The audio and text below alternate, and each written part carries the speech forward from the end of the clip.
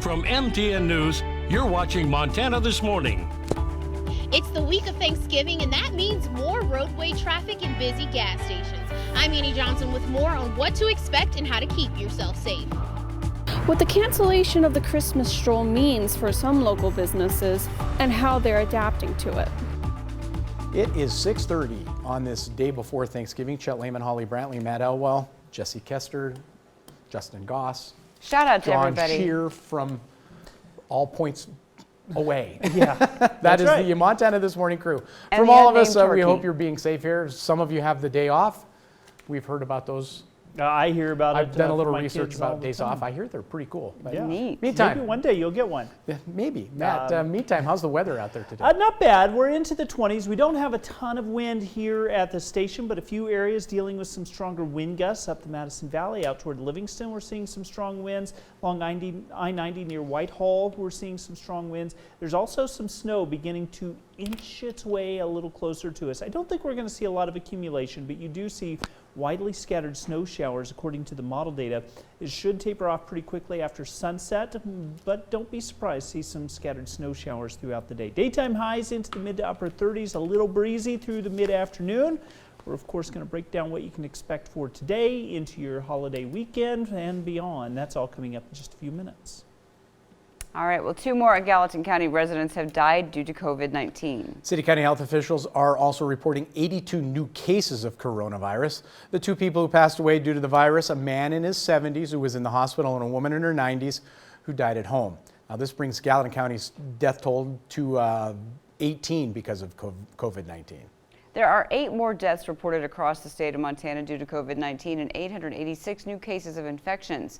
Yellowstone County reports 2 more deaths, along with 1 death each in Fallon County, Lincoln County, Powell County, and Park County. That includes a report from the Montana Department of Corrections. An inmate died Monday due to a COVID-19 related illness. That brings Montana's death toll to 652.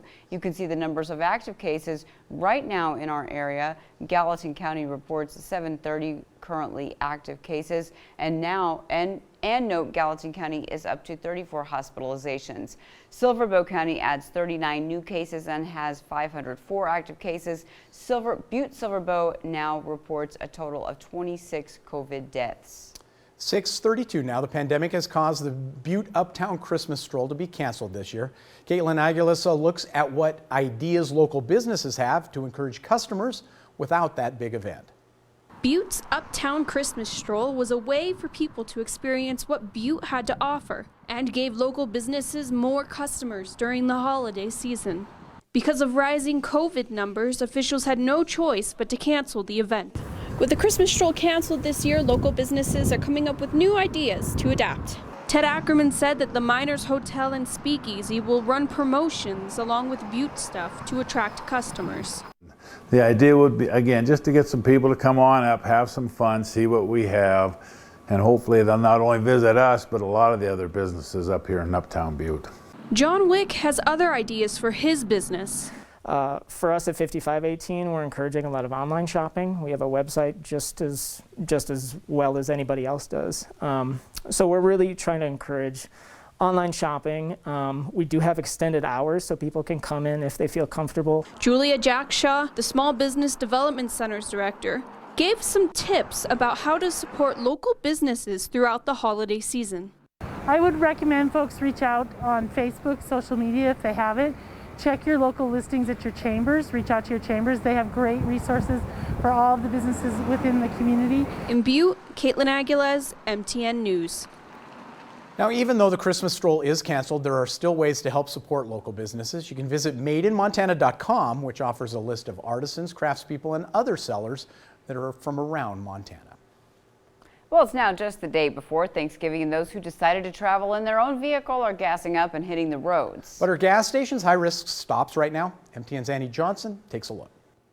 You might assume that the week of Thanksgiving is the busiest time for airports, but actually a lot of people typically drive to see friends and family for the holiday season. I'm just filling up on gas. I'm gonna head home, finished all my finals, and that's Jordan, Montana. This MSU student, like so many other travelers, stops to fuel his car before hitting the road so he can spend Thanksgiving with his family. But gas stations do see a lot of people daily, all touching the same surfaces. You know, I just wear my mask, sanitize my hands whenever I'm supposed to. While road traffic usually increases for Thanksgiving, the Montana Highway Patrol believes this year may be a little different. However, with Thanksgiving, we don't have any extra staffing levels that we're anticipating. We're not expecting a huge surge in traffic either, just given the coronavirus pandemic. And a manager at Casey's Corner agreed. This week alone has slowed down quite a bit. So, you know, granted, winter time coming in, and it usually does slow down a little bit, but it's been kind of slower than normal. So you guys have not seen an increase this week because of the holiday, have you guys? No, we haven't. Not at all. It may just depend on the station, because another local gas station who did not want to go on camera said they've been slammed this week. But regardless of the store, MHP advises drivers to still be cautious. While you're out traveling, if you're going to be going inside any of those businesses, just follow whatever those state orders are here in the state of Montana. The governor's asked us to be wearing masks and to be putting those masks on if we're going to be going inside. So if not everybody has to be going inside those businesses, then maybe not have everyone in the family car going inside the business. Airport Director Brian Springer says Christmas is actually the big holiday for airports and not Thanksgiving. Reporting in Bozeman, Annie Johnson, MTN News. 6:36 now, in some Treasure State headlines. Governor-elect Greg Gianforte unveiling his first cabinet pick. He has picked former U.S. Attorney for Montana Kurt Alme, and he will be his budget director. Alme just announced on Monday that he's stepping down as U.S. Attorney, a post he's held in Billings since 2017. Gianforte says voters gave his administration a clear mandate to boost the economy and hold the line on state spending. He says Alme has the experience and intellect to help implement that mandate. Gianforte won election this month to become Montana's first Republican governor in 16 years. Alme is originally from Miles City. It's not the first time he's served in a Republican cabinet in Montana. He was the state revenue director under Governor Judy Martz in the early 2000s. Alme has a law degree from Harvard University and a business undergrad degree from the University of Colorado. Well, Montana is known for its beautiful mountain scenery, and some would even consider it the best place on earth for fishing. So when an avid fisherman, Patrick Hogan, was out on the Missouri River near Townsend, saw it sprinkled with old water bottles, he couldn't let it go. But MTN's Jessica Nelson found out reporting river pollution to a state agency is not as easy as it sounds. When you put in a Toston, you float directly underneath the new bridge that's being built there along Highway 287, and immediately thereafter started seeing debris up against the left-hand side of the bank. But this wasn't just one or two pieces of wood and a couple of old cans. So I started counting, and within the first half mile, I counted 39 plastic water bottles. He couldn't believe the entire 11 miles he floated down was full of debris. So the next day, I decided, I'm going to call Fish, Wildlife and Parks, talk to whoever answered the phone. Put me on hold, which was fine. You need to talk to the Department of Transportation. So Patrick calls up the Montana Department of Transportation. He said, okay, let me see who the appropriate person to talk to would be.